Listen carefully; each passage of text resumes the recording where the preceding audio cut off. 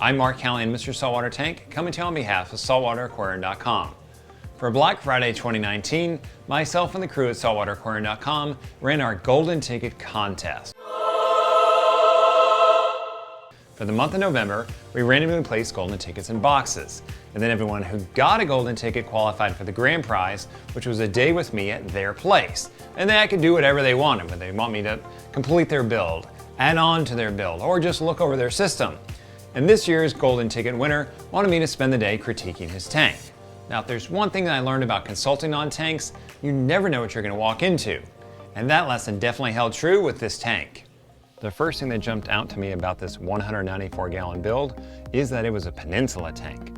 I love Peninsula tanks. It's 3 tanks in one. And the owner of this Peninsula tank did a really good job of making a well thought out, clean build that uses every inch of available space. Have a look. Under the tank sits the MRC industrial sump with integrated refugium, as well as an Orca Pro 1 skimmer and meaty reactors. Now, I'm usually not a fan of external skimmers, especially under a sump, and in this instance, the owner didn't have a lot of stand height to work with, so an internal skimmer was out and the Orca Pro 1 was in.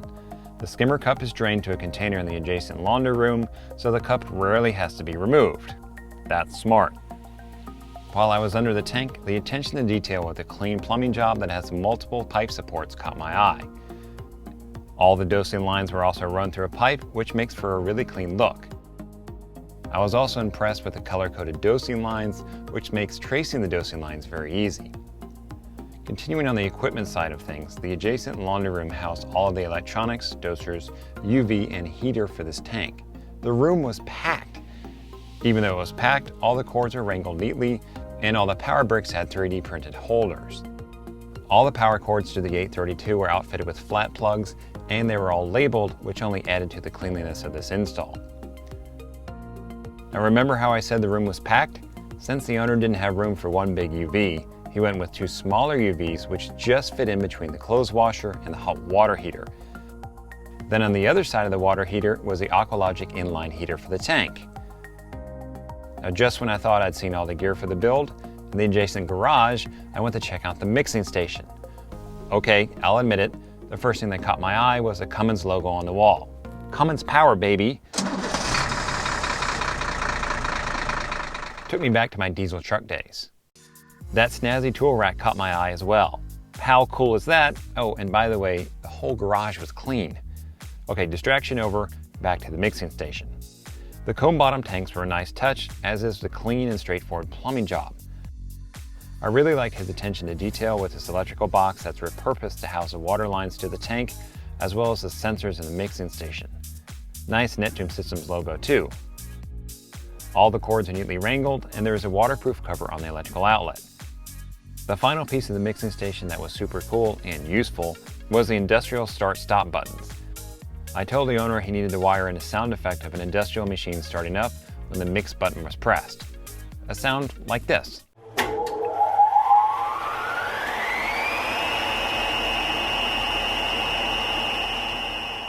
My tank tour wasn't over yet, as tucked underneath the staircase was the fish and coral quarantine tanks.